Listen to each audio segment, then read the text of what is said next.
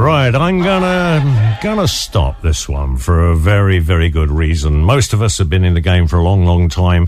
We'll remember it was 35 years ago, last Thursday, that we all woke up to the news that the King, Elvis Presley, had died. He was such a great influence on so many people, not least of all on this particular gentleman.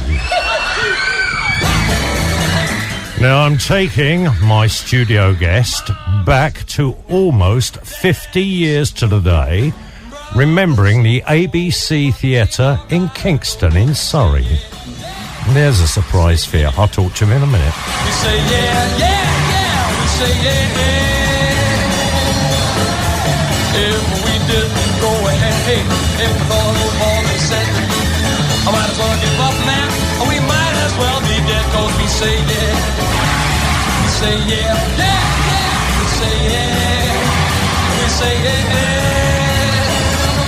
Yeah, we're moving up from baby, singing our song.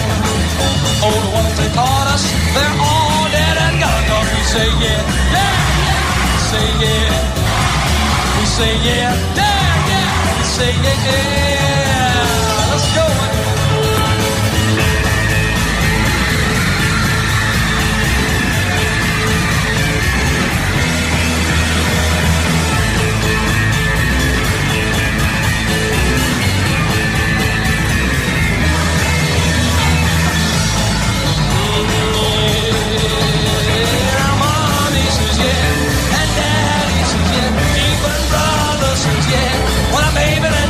Where we all say yeah, we say yeah, we say yeah, we say yeah.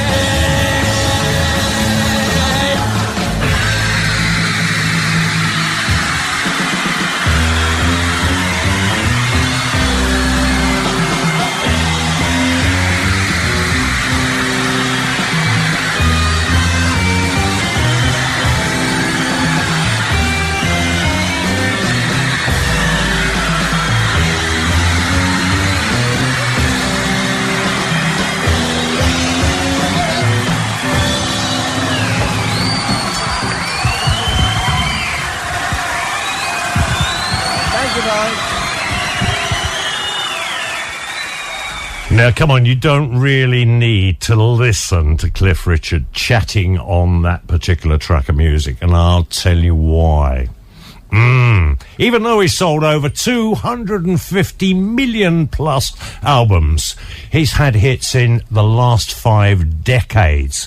He is Britain's national treasure. He's an international superstar. I like to call him a friend. He's with us right now. I'm talking about Sir Cliff Richard, OBE. How lovely to have you back with us. How fantastic. What a great introduction. I can't wait to meet me. Well, we've had some good moments, of course, over the years. We've had some embarrassing ones. So I want to get the embarrassments out the way right now.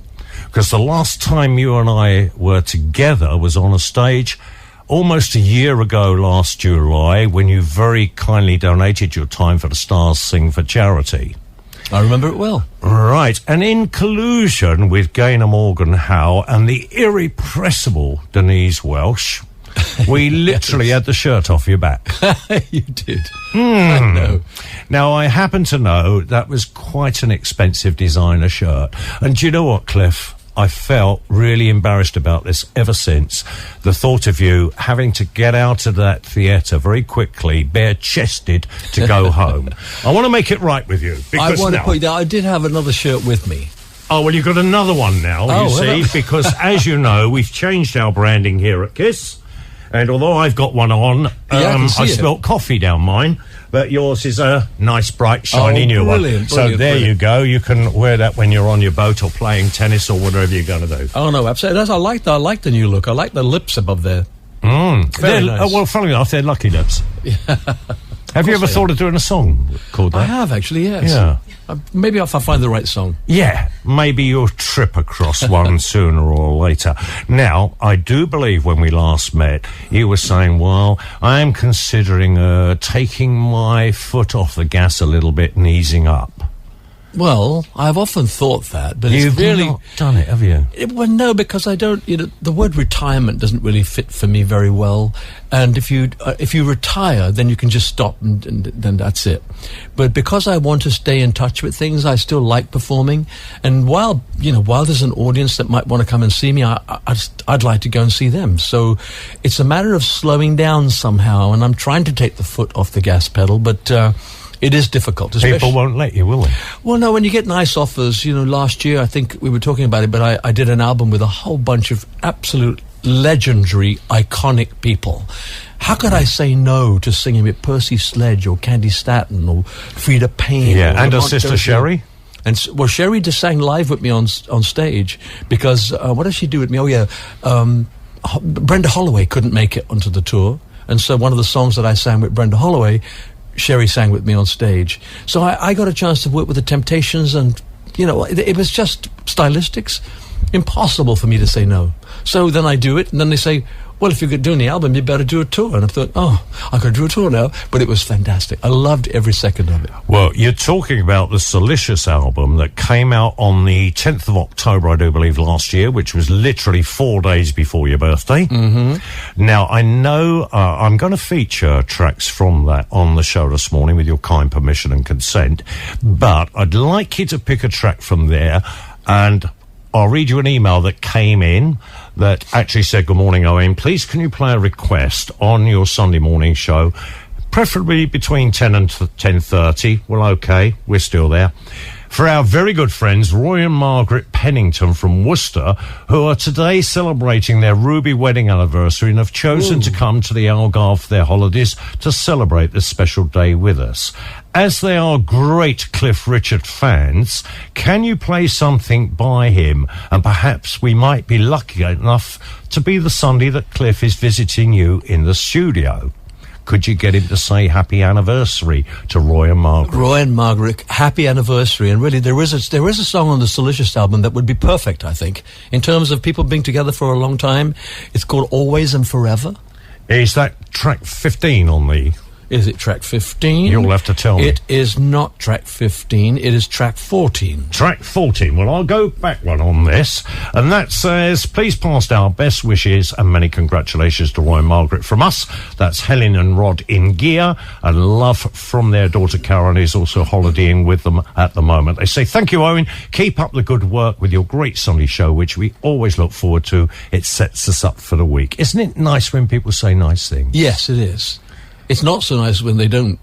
Well, that's right. Well, I'm sure... But I'm sure you'll always say nice things. Well, while we're playing this, Cliff, especially for Roy and Margaret's ruby wedding anniversary, we'll remind people the lines are open right now. 289-587708. Text your message to 916-810-854. Or pop an email to OWENG at kissfmalgarve.com.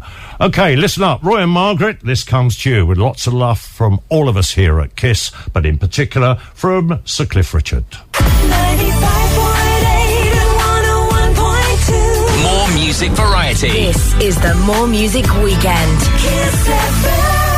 Always and Forever from the Silicious album from my very special studio guest this morning, Sir Cliff Richard, OBE. And just before we go to the news, I apologise if you wait for the doom and gloom spot, but today's a little bit special, so I'm running a bit late.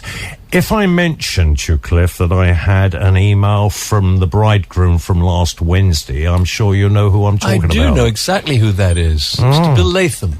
Yes, and now the brand new Mrs. Latham. Mrs. Linda Latham. Yeah. Yes, that's right. She's Danish lady. Yeah. Well, I got this email from Bill that said, yes, so I hear, and I'm so glad you've managed to get Cliff on your show again. I'm sure it'll be a blast as always when you two get together. I'll be listening. Love, Bill. Is he in Portugal now? Well, He's no. coming there because they're going to have a blessing here. Yes, he told me that later on, but he didn't say when for fear of us setting him up, I guess. Bill needs to be blessed. Well, doesn't he just? He sneezes a lot. But Superman, it was lovely to hear from him, yeah. Good. And it's nice to keep in touch, you know, because Absolutely, I made good pals with him as well over the years, and I really like the guy, you know? Linda's a very sweet girl, too. Yeah. We like her very much, so And he's also, made a good choice. And him getting married at his his age gives hope to most of us of that age. It's his first wedding. Yes. Yeah, well, I think it's his last wedding. Yeah, I don't think there'll be another one, do you? No. Well, having done it before, I certainly wouldn't go for it again. Okay, let's do a little bit of doom and gloom at 25 minutes to 11. The More Music Weekend. Algarve's #1 Kiss FM. Cliff, I've got to tell you, all these messages all these girls are throwing at me, let me just read a couple of them to you and get a comment from you. It says, Dwayne and Cheryl just engaged, are over from Dubai for a week to celebrate with their family, including Cheryl's mum and dad. That's Mary and Arthur Williams, who arrived today. Apparently Mary is a huge fan of Sir Cliff's. A woman of taste. Well, it's not always women that are fans of yours, by the way, because here's another message that came in, and it says, and it's addressed to you, not me. It says, Hi, Sir Cliff. Our dog Megan was lost for 8 days last year, and with the help of Kiss FM and several people, she turned up outside your door. She must have felt safe and wanted to meet you. Much love to Cliff from Lynn Linham. Oh, I think she wanted to meet my dog. Ah, so it wasn't you then. No, I can't lay claim to that one. Well, that's another one. And what do we got here? Here's a nice one now. This one says, Good morning to both sirs. How lovely to hear Cliff again on Kiss FM. We did meet him at a restaurant when dining out locally. It must be said, he is one of the most polite international stars we've ever met. Of course, I told him I'd work with you on Kiss FM. Please play anything you think suitable for me this morning. That comes from Helen Cafola. Oh, really? Devil Woman. It's got to be Devil Woman. Well, she's Irish. She's Irish.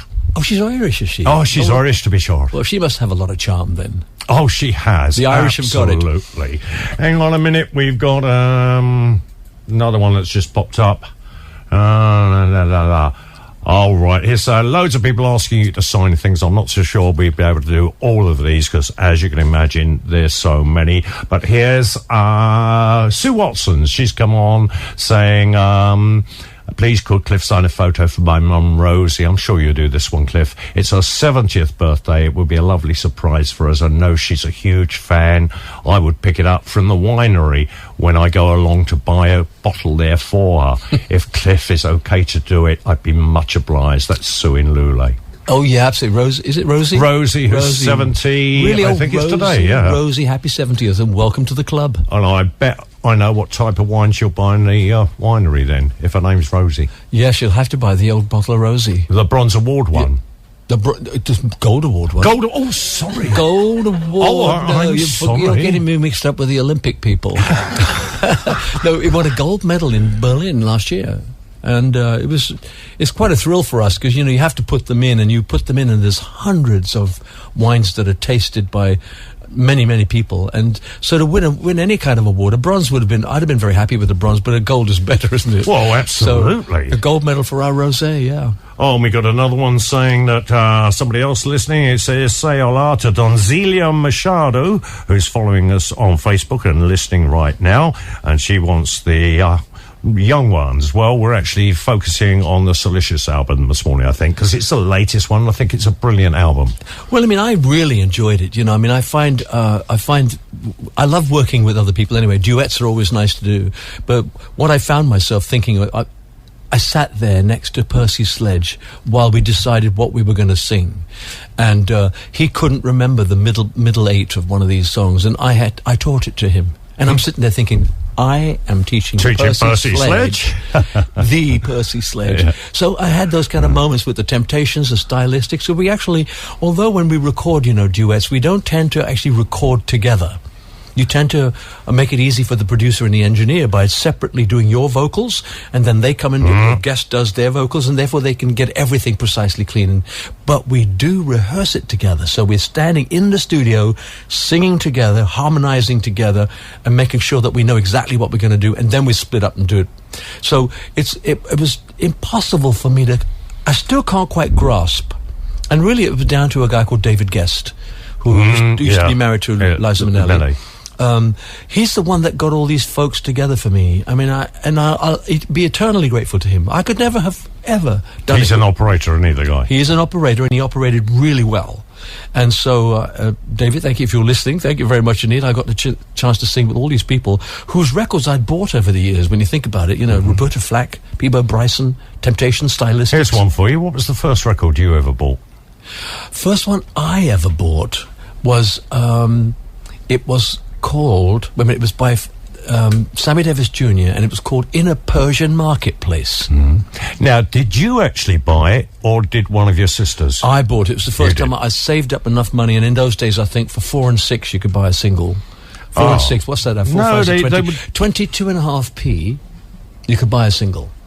And I remember hearing this record, it went dun, do do do do do, in a Persian market, dun, dun. So there was a slight rock and roll feel to it, which is probably why I was attracted to it. And anyway, Sammy Davis was a good singer. You say they were cheap. My wife Al has just put through a PowerPoint slideshow for one of the local bands, and they play all 50s, 60s stuff. And, you know, guess what? You're on there so many times with record labels and stills of you, Bruce and the boys and Brian.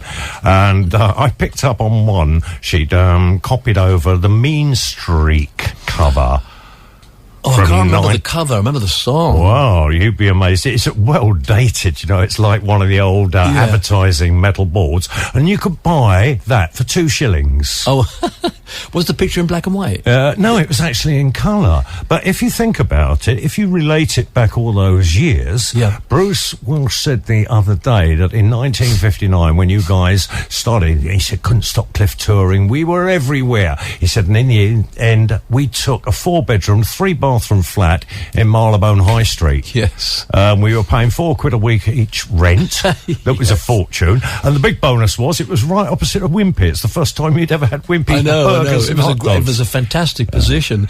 I mean, I quite liked it. It was the first time I'd ever lived away from home, and I quite enjoyed that. But you know, after you've woken up night after night and stepping over bodies because there'd been a party the night before, it kind of wore me out a little bit, I must admit, and I was happy to move out. And in the end, I started living, of course, out of London. As I get older now, I find living in a city is quite a nice idea because you can walk to shops, you can walk to coffee bars, you can have breakfast, you know. And so I've kind of got attracted back to city living again. But Bruce is right, we had wonderful times there. And those were the days, you remember, when rock and roll was in its infancy.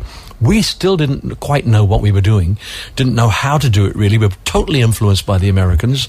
And it was just a matter of waking up in the morning and immediately putting on Buddy Holly records and playing, and we would maybe do a Buddy Holly song, add it to our list of songs to sing, because we didn't have a catalogue big enough to do a whole show of just our music.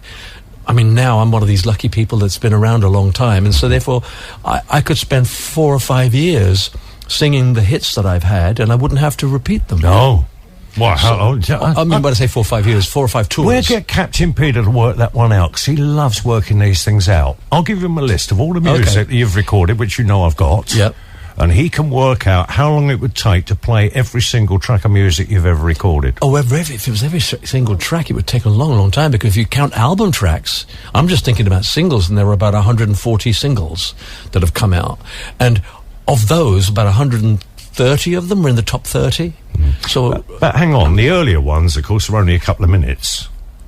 Oh, they weren't too long, 2.5, 3 minutes max. You know, a little bit different now, when the average is like 3.5 minutes a track of music, which I must do any minute. The only thing, radio sometimes makes us edit it down. Sometimes a record can't be made in less than 4 minutes. Just one of those things, and then we have to edit it down. I always get a radio hate edit. That, yeah. Well, that's the ones I got. This is why I said to you, bring us in the album. No, you've got it here now. Yeah, because I've got the radio edits that sometimes clip the beginnings and the ends, and people like to hear them. Yeah, but not so much on this actual CD. It's when the single comes out that we have to work on that. So that's the song that they're hoping that radio will play, and therefore it has to be like 3 minutes. I mean, I can understand it, because you've got a lot of stuff to play, you guys. So, you know, Mind you, I think you should play all 10 minutes of mine. Listen, I don't care. I'm playing all your stuff this morning. And last time we did that, people absolutely loved it. Another quick email that's just come in. Let's just see before we do some music. We're getting loads of them. Great that I didn't miss Sir Cliff. Listening to it on my laptop. The only reason I'm not waiting outside now is that I've broken my foot. Oh, please no. give a mention to the Sally and the Danish fan club that are in Portugal at the moment. Tell them I'm sorry that I can't party with them as planned. I'll see them at the winery when they do their tour next week. Lots of love to all of you, especially Cliff from Liz Briggs. Oh, Liz, I hope you... Oh, well, she's broke her foot. Thank heaven she's got another one. She wasn't playing tennis with you, was she? No, she wasn't. That's just Well, I hope your foot gets better. I'm sure it will do. Right, a quick mention here. Julie Pickering, can you wish her mum, Jan Cobley, a happy birthday for Thursday from her, Jules, Lewis and Nikki? And we love Cliff, it's gone. And happy birthday to Joan, wasn't it? Yes, her mum's Jan. Yeah, Jan, mum's Jan. Well, Next happy birthday, Thursday. Jan. Yeah, I'm sure she must be catching us up. Right, now, I want to do this one because, as you see, we've got a load of ladies coming on this morning. So, from Salicious, that album, Yep. as it's a load of women, what one could I play there? Probably Birds of a Feather. Well, now, that would be a good idea, because that's the one I sang with Peebo Bryson. Ah. Can you imagine that? I mean, Think it's brilliant.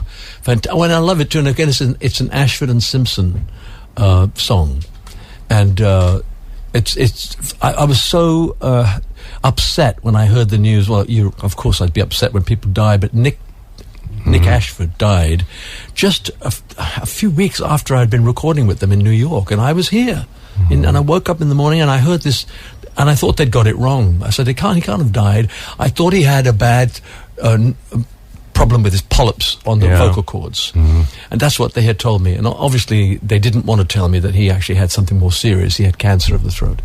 But I woke up and heard this, and I thought, I cannot believe it. But so I've got happy, sad memories, but it was wonderful working with them. They're the most beautiful couple. As a couple, just as people. I was hoping that I would be able to maintain a friendship with them, and I'm hoping, therefore, with Valerie, I'll be able to do that. But Nick was a terrific, sad loss, and we could maybe play it not only for all the girls, but in his memory. Certainly you do it. We'll do it right now, 8 minutes to the hour of 11. Cliff, back to you now. You've had a little break. Your coffee's on its way. Thank Sorry, but, as you can see, we plan this programme extremely well. We just throw it together as we go along. Another question that came in before I go back to your Salicious album. This one has come in from the island of Madeira. Hi, Owen, you must be thrilled to be hosting Sir Cliff again. I'd love to know if he's yet fluent in Portuguese and what the Algarve means to him. Also, my favourite song of his in my humble gigs as a singer is The Next Time. Any info on that song he could tell me about would be great. So, first question, Oz. You get by in Portuguese, don't you? Well, when my sisters and I and my family came here originally, way back in 1961, we used to take our little booklets, which, we were trying to learn Portuguese, go up to the restaurant. Nobody would actually want to speak to us in English, in Portuguese, because they were all learning English.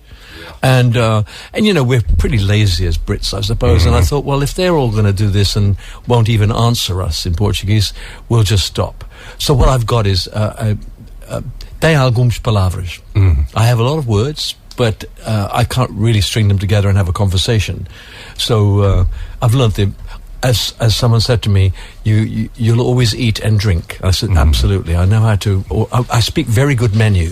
Yeah, and that's what Captain Peter just said to you. I heard him say that. He said, well, like the rest of us, you're not going to starve or go thirsty. No, no. You can still say chicken piri piri. Absolutely. Or now it's chicken piri unique. Yeah, that's right. Yeah, Johnny's going to give you the recipe for that. Yes, I'm very curious about that one. Yeah, because you're a bit handy in the kitchen yourself. You do a bit of cooking, I can be quite good. I would never starve either. Not because of the language. No, I enjoy doing a bit of cooking, particularly, I actually say I do a lot of cooking with wine, and sometimes I put it in the food as well. Well, they say that, don't they? Yeah. Now, what does the Algarve mean to you? Well, I know your first property you bought in 1961, wasn't it? Yes, it was. I mean, I know it was a test case, really. My manager, Peter Gormley, had come down, seen it, loved it, and bought 6 houses One for me, one for Frank Ifield. Remember Frank? Yes, I remember. I remember you. Well, and two for my agent, Leslie Gray. There's another duet you could do. I'll do it with you. I know, I could do, couldn't I? And we've just done it, thank you. There you go. I'm glad it was a short one. Oh, I'll tell you what, that'll be a number one. But Peter Gormley, he kept one for himself, The House, and one for Bruce Welch of The Shadows. So I came in to test it out, loved it, and I've never stopped being in love with the Algarve since then. And I've come so often, I can't tell you, I come every year, and what I've done is extended my time of staying here. It used to be 2 weeks a year, then it became a month, and now I come for a couple of months at least. And this year, actually, I came in June, went back to watch the Wimbledon tennis. Like you would. As I would. And then came back here again and don't leave until the 3rd of September. So it will be it's a great, well, people listening now know what it's like to be in Portugal. They're here listening, so they know how wonderful it is. And great beaches. The coastline. Fantastic. There's nothing quite like that coastline, all the way right down to Sagres. It's fantastic. So it's a great place to be, and I love it. Always have loved it. So you won't be seeing it from your boat because you've blown the engines up. Yeah, one of the engines is conked out on me. So we're having it done up now. And finally, I went, and somebody else invited me on their boat. And as we drove by, I said, oh my God, there's my boat. And it was out of the water, of course. They'd taken it out. Had to get the engine taken out, and they're sorting it out for me. Well, we'll ask Captain Peter. I guess they'll have it ready in about November when the rains come. So he should be all right then, should he? Yeah, he'd be about, maybe next year. Yeah. And don't wear the Kiss FM T-shirt, it might shrink in the rain. So you know he's being looked after. Yes, I know. If not, he's a big lad. We'll send him down. We'll send him down. Cause a bit of trouble on my behalf. Yeah. Now, Dave Sterico is also asking his final question. What can you tell him about the song the next time? Well, I mean, again, I've even forgotten who wrote the darn thing. I think it's an Americans that wrote it, but it was featured in the film Summer Holiday, and it was on a sequence that. The girl, the romantic interest in the film, we were separated, and he's singing, oh, well, maybe I'll fall in love the next time, someone will come my way the next time. And I sang it. Behind me, my set was the Parthenon. It was absolutely fantastic. It was hard to sing the song because I kept looking at the scenery. It was just brilliant. So it was recorded, the film was shot in Greece. And the song was recorded in Abbey Road. And that's all I can tell you about that one, really. Well, I was trying to have a look to try and be clever and tell you, but I can't. Because I've just cancelled it when I meant to open it. And I was just researching it. There. So, that's another thing that didn't work this morning, Cliff. All right, so let's find out we got any more messages here. I've got a couple more, but let's go back to the music. And, of course, we're featuring your Silicious album. What would you like me to play now? Come on, you're choosing the tunes. Well, it's a song that came to me right at the very end of the time of recording. The last few songs I recorded were with Ashford and Simpson in New York. And Valerie had said, you must come to our club. We have a little club restaurant here. And I went down there, and this young guy, Andre Henry, was singing. And now he didn't look like a soul singer, just wore glasses and just looked relatively ordinary, got up and blew everybody away. He was unbelievable. And when you think about it, if you think about shows like The X Factor, you realize that you don't really know who you're standing next to in a queue, or whether when you're shopping at wherever you shop, that there are so many people who can do fabulous things with their voices, with their bodies, dancing, and etc. And he surprised me. He really did. And then he sent a song. And I heard it, and I thought, oh, this is fantastic. It's the only song on the album that really isn't a duet in any shape or form. So this is basically you? Yes, me, although he does backing vocals with Valerie Simpson on it. But it's the kind of song I wish people could hear me sing. Because it's not like Summer Holiday, it's not like any of the things that I've done before, and it's really quite funky for me. And it's called? I love the title. It's called Don't Say You Love Me, You'll Ruin My Day. Cliff, we do. And talking about loving people, quick message has just come in from Nadia Khan in Portimao. She says, can you please ask Cliff to come and save us all by marrying my mum? While we're playing this, we'll talk about it. Okay, Nadia. Well, I've got to tell you, Cliff, as you've probably gathered by all the activity going on around us this morning, people really, really do love you. One little message from my wife, Val, who you know very well. Yep. She gave you a recipe a short while ago. You got the new one, the chicken piri unico. Yes, now. indeed, And she said, so sorry, she hasn't got any recipes for this time, but sent you her love. Oh, bless you. What are you eating then? Not a lot. Not a lot. I've got a black coffee here. How's yours? Yours okay? Mine's good, thank you very much. Yeah, mine's going cold while I'm doing this. Also, here's a quick question for you from Deborah Bruce. She says, when are you coming back down under to Australia? Oh. We'd love to see you again. Oh, I'm so glad you got that come through, because in point of fact, even though it's not, I can't really say it's absolutely confirmed. It looks like in February I'm going to be going across to New Zealand and Australia to do a little tour. And so, I mean, it's like, watch this space. I'm fairly certain that we'll go. But, you know, it's one of those things. If something goes wrong and they can't find the venues or whatever, we'll have to pull back and do it some other time. But will you be linking up with Hank? I'll always, whenever I go to Perth, I always call him, and he usually comes on board and plays something with me. So, and once I didn't ring him because I thought, I can't keep ringing this guy up and asking him to come on board. And then when I got there, I got a message from his wife, said, "You gone off us?" He was really upset you didn't ask. I went, I didn't want to sort of take it for granted. So anyway, I will. I'm sure he'd be thrilled to see you. Yeah, I will definitely see him, and he likes to come on board and play. You know, Hank is now very heavily into gypsy jazz music. Is he really? Well, he's always liked jazz music, and he now plays this gypsy jazz stuff. And in fact, I think he's joined a few musicians, and they go around and play little clubs and things, and he loves it, absolutely loves it. So I'm hoping that he'll say, he'll put his rock and roll cap on again and come and play Please Don't Tease or something like that with me. I'll tell you what, if you get the chance and you remember, and I know you've got a brilliant memory, get us a copy and send it to me of Hank, of what he's doing now. I don't know if he's recorded anything yet. You mean in his gypsy jazz stage? Yes. I'll find out. If he's got it, I'll bring it. Next time I come, I'll bring it in. Okay. Yeah, that'd be brilliant. But I'm not I don't know if he's recorded anything. He might well have done, because he has a studio in his home. Oh, no, hang on. He used to have a studio in his home. He now lives in an apartment, and it may not have a studio. But it's interesting, isn't it? Get a little late track laid down or something. Sure. So, you know. So anyway, tell all the Aussies that if I'm going to move heaven and earth to be there by February. That would be fantastic. There you are, Deborah Bruce. If you're going back to Australia, I know a few people who have gone out there recently. I've got a quick question that's come up on the screen from Peter. He says, "Hi, Owen, could you please ask Sir Cliff if he was asked to be part of the Olympic opening or closing events? Does he feel that he should have been included in the closing tribute to British music, of which he's been such a large part for 50 years? No, I didn't get an invitation, actually, but I did get an invitation to carry the torch. I was a torch runner. June 30th, you did that? Oh, was it June 30th? I was in Birmingham anyway. Yeah. And I came back to do that because I thought, that's fantastic. I mean, to think. I find it very moving, actually, because when the person coming to you with the torch, and they've got the flame, I had to they switch on there's a cylinder with gas, they switch it on, I put my torch above their flame, and it bursts into fire. They switch his off, and now I'm the only one on the planet carrying the Olympic flame. And then I'm thinking, oh my God, I hope it doesn't go out while I've got it in my head. And apparently I'm the only one that actually danced with it, because I jogged, but I did a few little steps. You know, once in show business, the shadows move. You show off a bit. Yeah, Did you do the shadows move? Kind of, while walking along. And then I realised that people wanted to take pictures from each side, so I sort of ran sideways while holding the torch.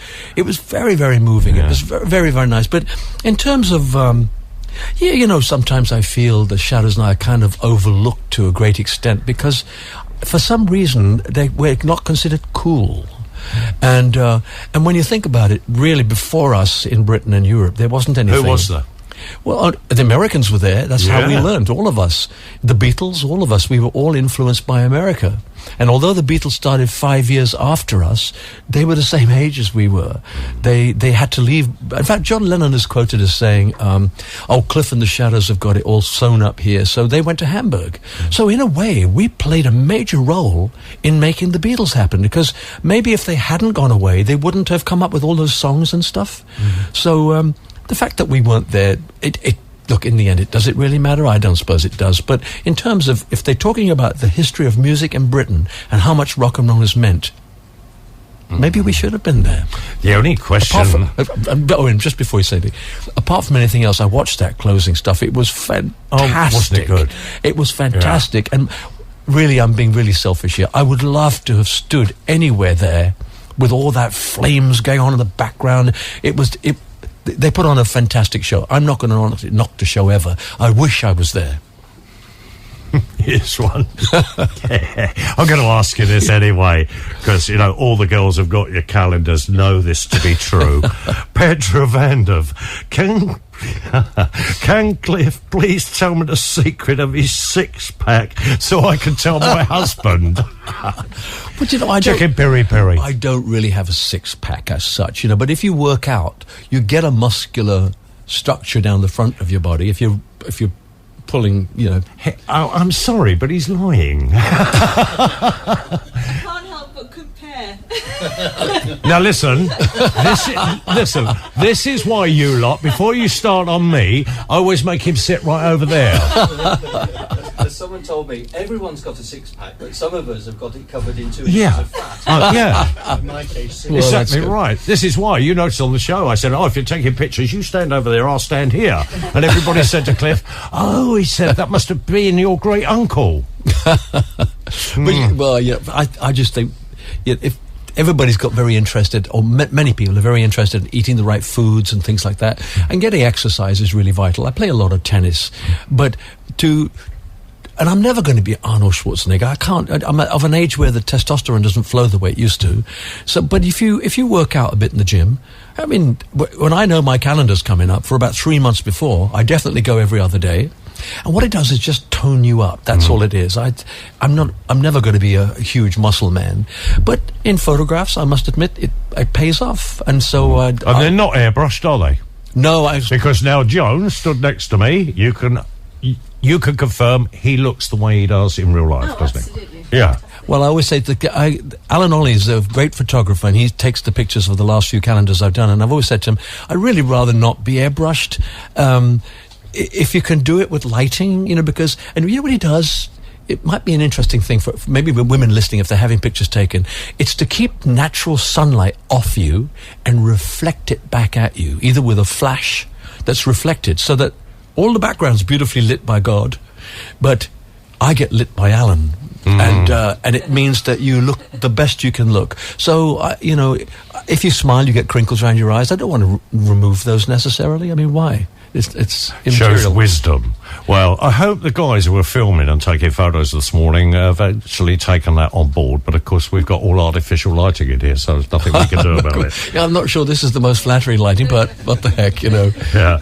Oh, and of course, here's another one. Esdov Golf hopes to see you at the Vineyard on Tuesday with the Danish fan club. Well, we saw them there at one of your parties. You had the Danes there, didn't you? Yes, we did. Yeah, I'm just trying to think what's happening. You've got, you'll find out. They'll probably tell you during the week. Wait a minute, not the Vineyard. Yeah, you've got the Danish fan club going there. Oh, have I?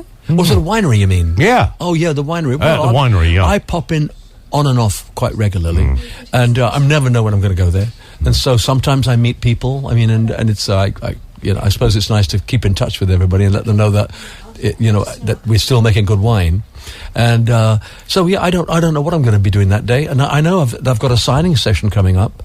I'm going to sign some bottles of wine in Luge. Oh, right, So I'm not quite sure when that is. I think it's next Wednesday. Yeah, I think Nigel... 22nd? Yes, that's Wednesday. Yeah, I think Nigel... Well, I think it's Wednesday the 22nd. Yeah, Nigel told me about it. Yeah. It's round the corner, isn't it, for me? Oh, yeah, absolutely, yeah. It's interesting. I mean, the whole wine thing is still... there's a wine glut in the world. It's hard to sell wine. But our wine's doing pretty well. And what I've learned is, I used to always think that wine... you couldn't really keep it anymore. But my winemakers have been telling me that as the vines get older, like my vines are now about 14 years old, round about now they have come to their peak of maturity and they'll stay like that for years. And the older the wine, the more it can stay in the bottle. In other words, you don't have to buy a wine that's only a year old. You can buy it if it's 3 or 4 years old. And it's still... It won't get any better in the bottle, but will not deteriorate. Yeah, it's certainly not going to get any worse. And it's all things like that. It's interesting to find out those things, so that when I go and buy wine now, because in fact I tend to like to buy wine that has been in the bottle for a while. Because even while it's in the bottle, they say it doesn't really improve, but I think it probably still does, Don't know about you, but I've found out as I got a little bit older, I'd rather have a little of something good than a lot of stuff that you wake up with a headache. Oh, well, that's true too. I mean, again, wine is like art or music. I've said to my friends, I said, look, it's not going to bother me particularly, but you should taste my wine. You may not like it. It may not be your style. I mean, there's lots of wine I taste that have got that great backgrounds to them, and yet they're not to my taste buds. I find now, actually, funnily enough, I really only drink my wine. It's really weird, but it's not that we make better wine than anybody else, but we certainly make it as good as most. And so why buy someone else's? Well, we know your wine. We know your wine travels well, but obviously so does this show. Here's one from Melissa Little, who's listening to us online in Australia. No. So there you go. Oh, now hang on. She must have heard us talk about coming there then. Spread the word, Melissa. There you go. Yeah, get out there. Do a bit of PR. Well, I'll tell you what, talking about advertising things, I've just got to do a little bit of this, and then we'll come back. As you've probably gathered, guys and girls, in the studio this morning, very honoured to have a return visit from my great friend, Sir Cliff Richard, OBE. This is the More Music Weekend. 95.8 and 101.2. Algarve's #1 Kiss FM. And thanks for all the acknowledgements, the greetings we've had in for Cliff. We can't possibly read them all, but I do love to spring things on him.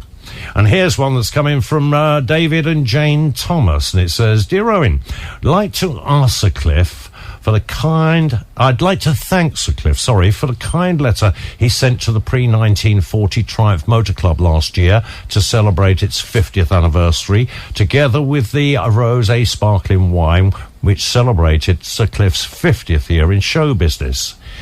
Is it true that Sir Cliff once owned a Triumph Dolomite, and also what was his first car? Incidentally, I grew up in Carshalton, Surrey, listening to Sir Cliff's music in the early 60s. Best regards, David Thomas. David, no, I never owned a Dolomite, but I did. My first car was a Sunbeam Rapier.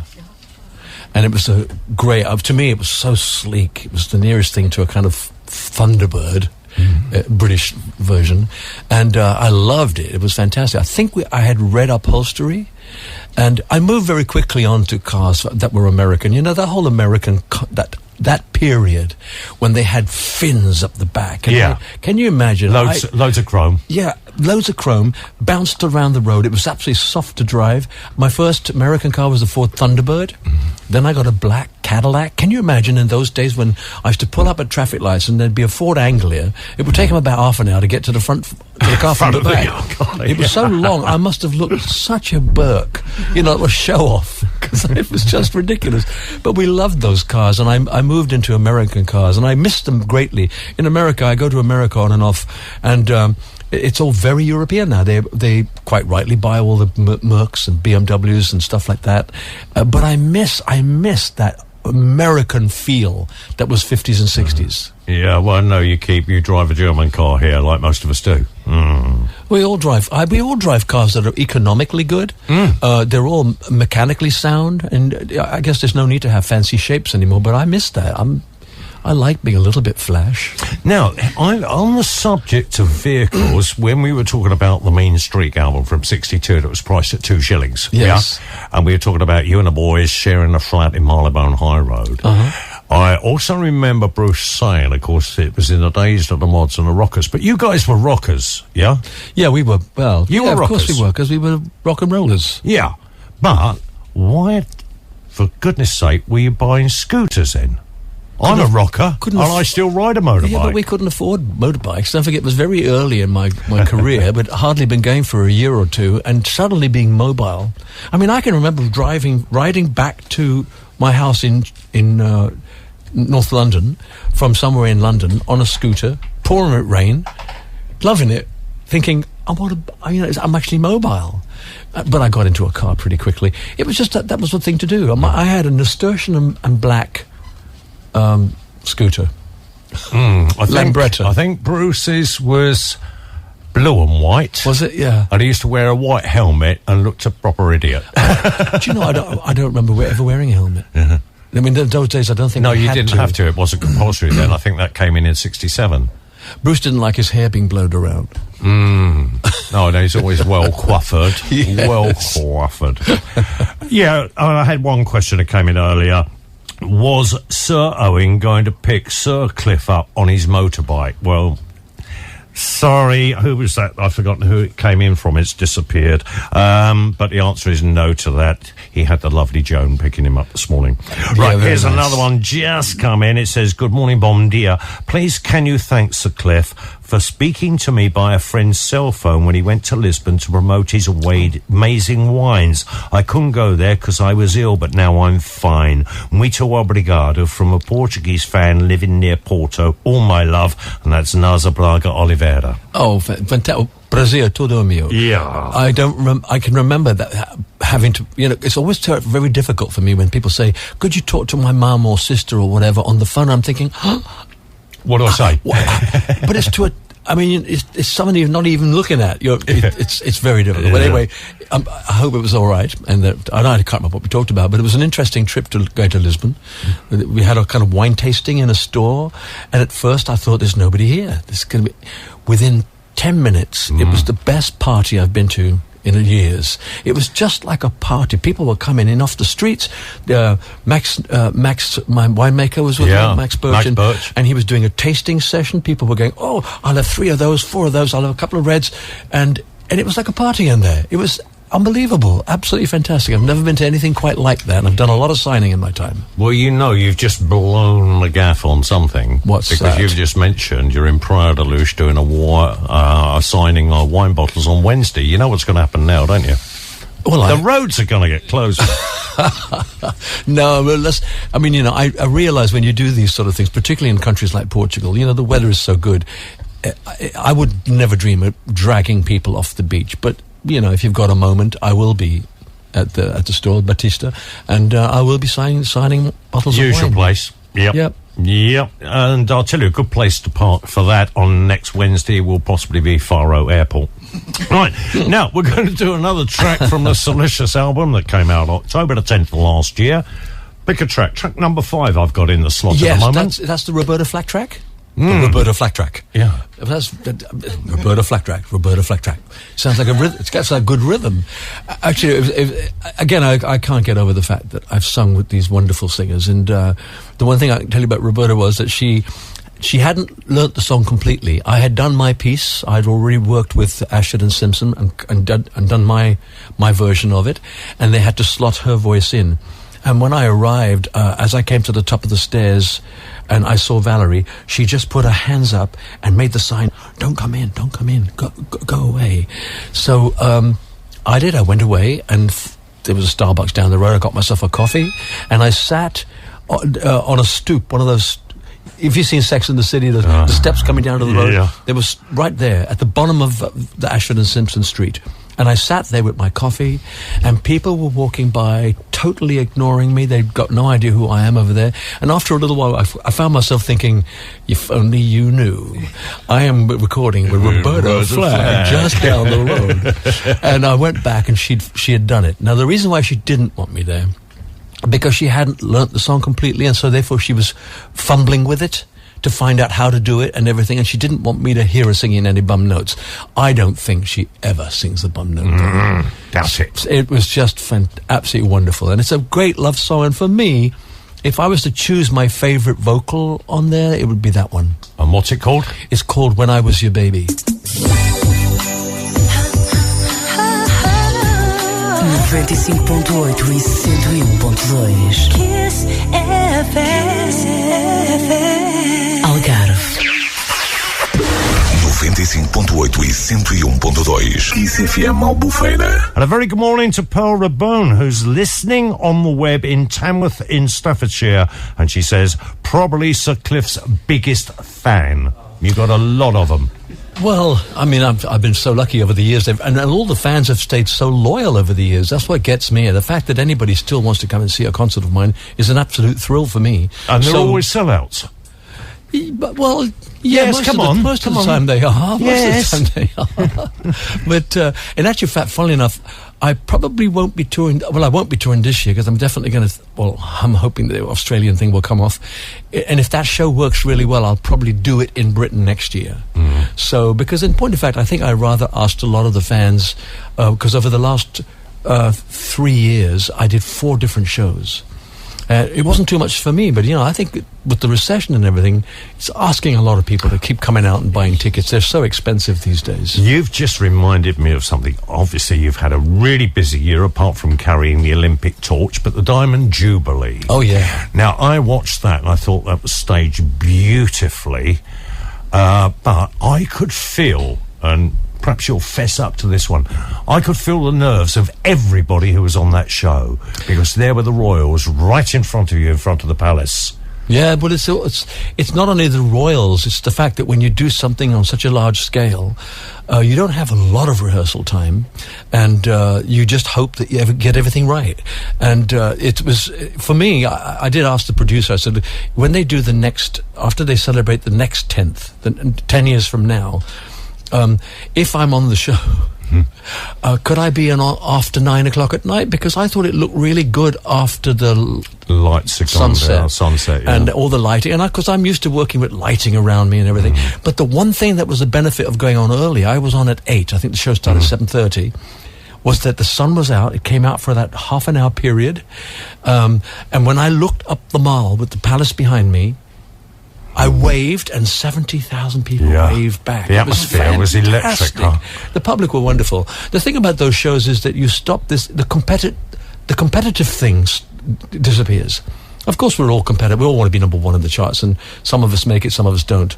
But when you do a show like that, you all become a fraternity of singers, and you're going out there to sing for the Queen and for the public. There for a common purpose. And if you don't like Cliff Richard, you know jolly well that someone else, Elton John's coming on. If you don't like Elton, there's going to be Paul McCartney. If you don't like him, there's Tom Jones.